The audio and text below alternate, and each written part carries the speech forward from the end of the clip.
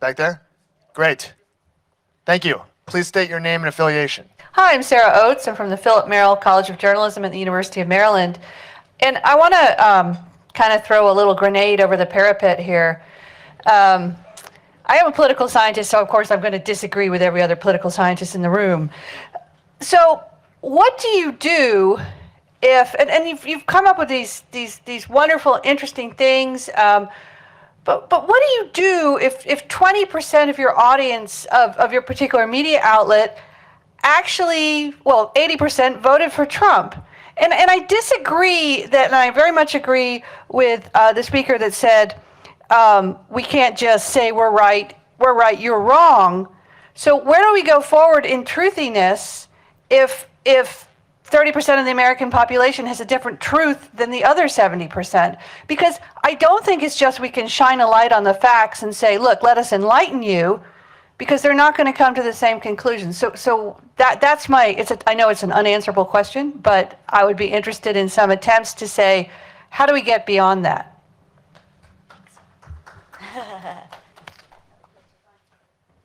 Am I working? Yes, I am. I suppose I just have one thought on that, really, which is in the form of a question, because that's safe, which is, well, what voices would they listen to? What does a resonant, interesting story mean to them that isn't just nonsense on stilts? So I was very struck, for example, of the way Michael Moore spoke during the election cycle and afterwards, because he knew from the inside the Trump demographic, if there is such a thing. Who are the people from these communities who are worth listening to? Who are the voices that people will hear? Where is the common ground? I don't think, it seems to be very dangerous to have a dichotomy of saying, well, over there be lies. I think it's a great challenge but surely one we're up to journalistically, to commission and report upon people who have something to say that can be heard by diverse audiences, that isn't just wish fulfillment and lies. I was simply going to say, if we start with that, we'll make no headway. If we start with you're wrong and I'm right, so it's that simple. We like to use historical examples and stay away from contemporary ones. And sometimes they're less charged, and then people can have these moments of self-realization. But I think that's going to be the real key to success.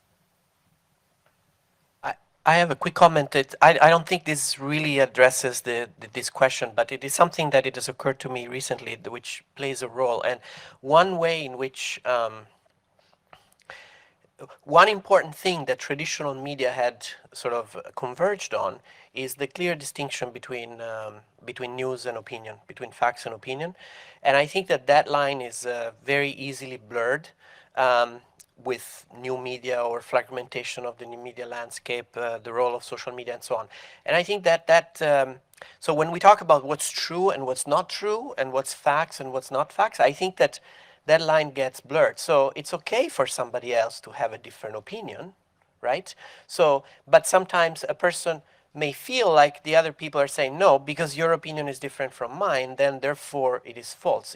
An opinion cannot be false, but the facts can. So trying to get at a clear labeling or distinction between facts and opinion outside of mainstream media, or to bring that kind of distinction that we have sort of learned in mainstream media to new media, could help take out some of that, I think, of that challenge of who's, your truth versus my truth. Instead of having that conversation, we should have a dialogue about your opinion versus my opinion, and they're both valid, whereas facts are, some are true and some are not. Great. Next, next question? Anyone? Raise your hand. Yep. Thank you. Lisa Rappel, I'm with the International Foundation for Electoral Systems. So over the past few days across the panels and the workshops, we've heard a lot of the word solutionism was thrown out. And one of our side panels, the idea of a buckshot of solutions, that we're sort of looking for what can we do, what interventions are possible. And I wonder, what conversations are we having around what's effective, how are we measuring efficacy, how are we measuring impact? Because while in the initial stages, the idea of a lot of different approaches and solutions is attractive, over time starting to converge around what is working and are any of these potential interventions actually creating harm where we think they should be helping? And I just wonder how robust is that conversation and what are some of the different approaches that are being taken towards it? Thank you.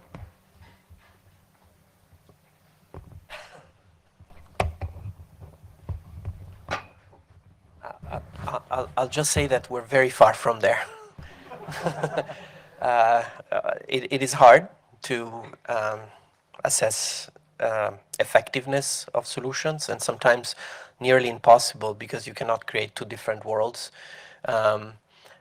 Platforms are doing some of that in ways that we unfortunately don't see and are not published. So that's not necessarily helpful to the general research community.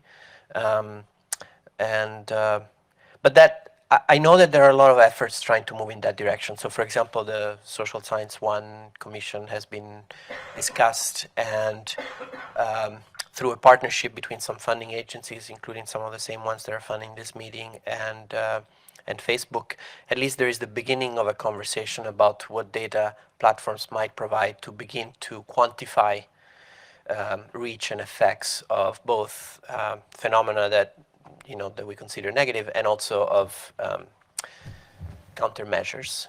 But it's a very, very, very beginning of that discussion, and we're very far, in my opinion. Yeah. With, oh, go ahead. Good. Okay. With our product, we have evaluation baked in to everything we're doing, and we're now working with the Corporation for Public Broadcasting on a large evaluation grant to look at the efficacy and strategies.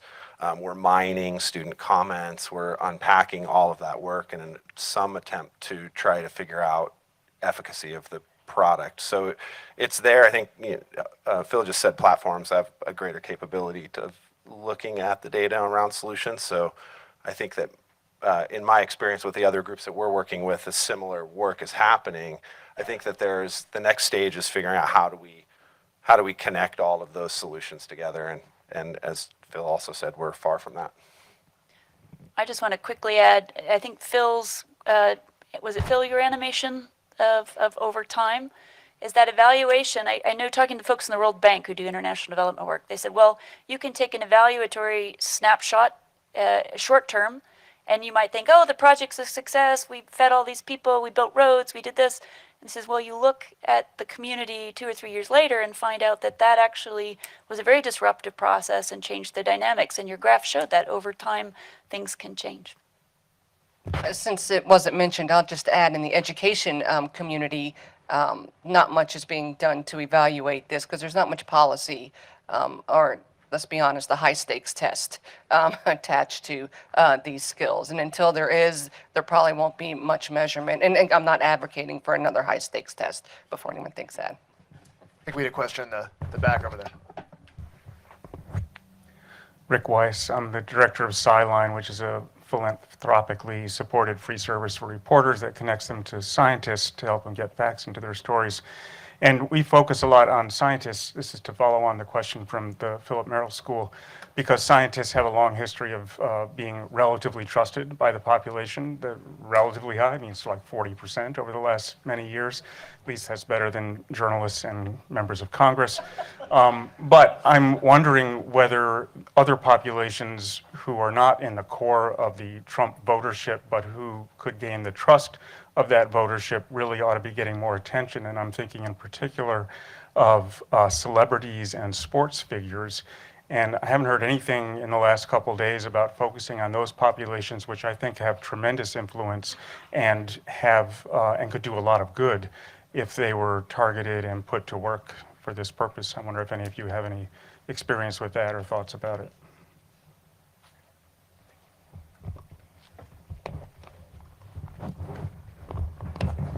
I think marketers have very good experience with that.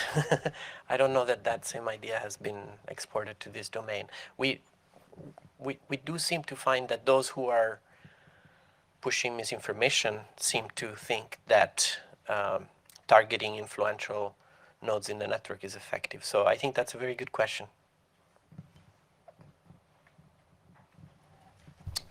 We got a question here in the front. Oh, back there. Go ahead. Hi, my name is Shauna Gordon-McCann. I was struck by, during multiple of your talks, the role of attention in people having the ability to assess the quality of information. And I was wondering if you have any thoughts about environments, whether online or off, that strive to give people the time or resources they need to devote attention, as opposed to sort of like competitively fighting over it or restricting attention. I have a couple of thoughts about that.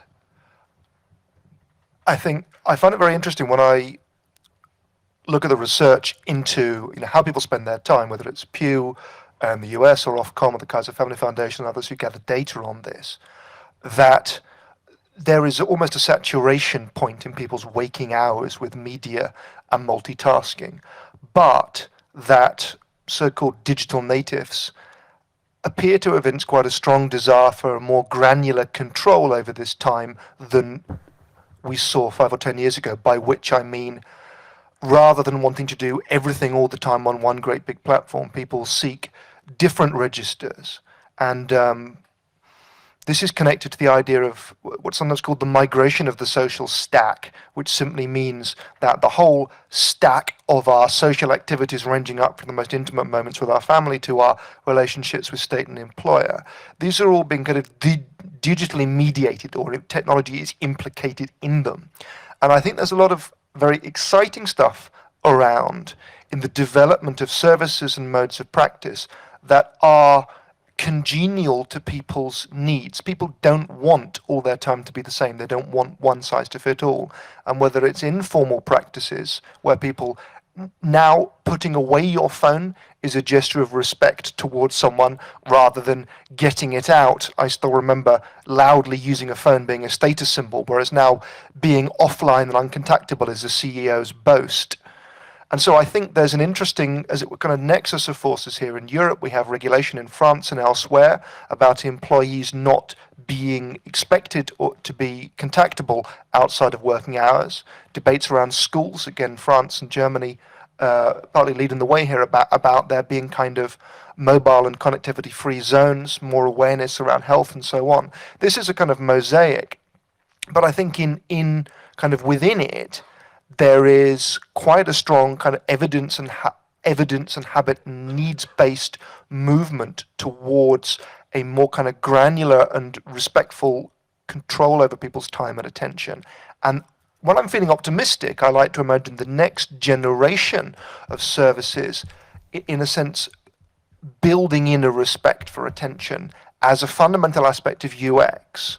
I think we might be, the underpricing or mispricing of people's attention might in retrospect look like a folly or artifact of the last few years rather than a permanent feature of digital culture. And of course the move towards AI-led systems, smart systems, voice systems, contextual and warn systems, and so on is in many ways terrifying and interesting, but also geared towards freeing up attention. So that's a very kind of nebulous answer, but I think there are a lot of interesting movements to research and tap into. And I'm quite inspired by the opportunities that lie in particular around parenting, education, and employment, because I think, as they did in the first industrial revolution, these often help establish and enforce social norms around a baseline expectation of human thriving and human rights. I think we had one more question here in the front. One more. Hi, my name is Susan Poulton. I just had a question.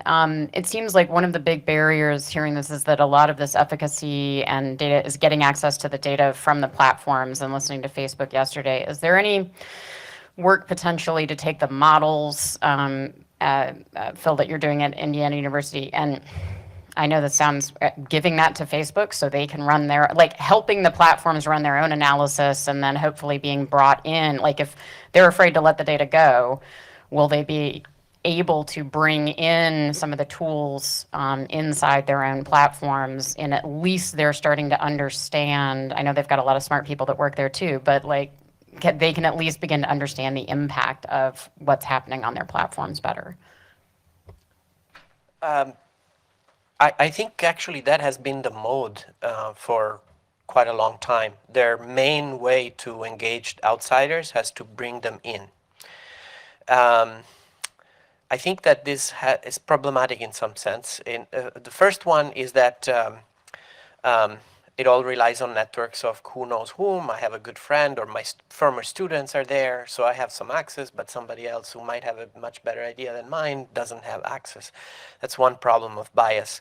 Another problem is that very often the reason why they bring researchers in is that then you sign a non-disclosure agreement, they give you a laptop, you can do everything you want and publish at a conference perhaps, but that data stays enclosed, and they have to make sure that, okay. So the new model with social science one actually is an effort to break that and to allow a broader community of researchers to have access to data. We will see if it works or not. I have no idea. I mean, so that's why I'm a little bit pessimistic about what you suggest, because I think to some extent it has happened. They have no shortage of very, very smart people and researchers, and also very easy access to the outside. But sometimes it's what they don't seek that might be good. And so that's why, and people who don't have those connections have a very hard time to grab their attention. So I think that it is a step in the right direction that Facebook is now considering, at least considering, we'll see how well it works, the idea of not doing it by bringing people in, by allowing some data to some extent to be shared more widely. What else? Okay, please join me in thanking our tremendous speakers. And